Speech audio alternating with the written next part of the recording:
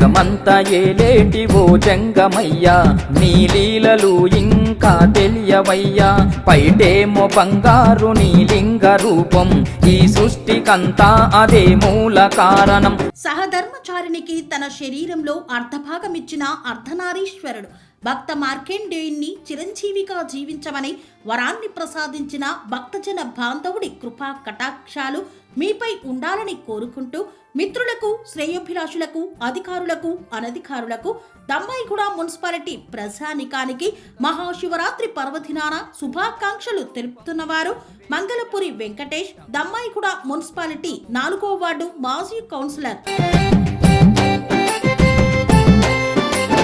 జగమంతా ఏలేటి ఓ జంగమయ్యా, నీ లీలలు ఇంకా తెలియవయ్యా.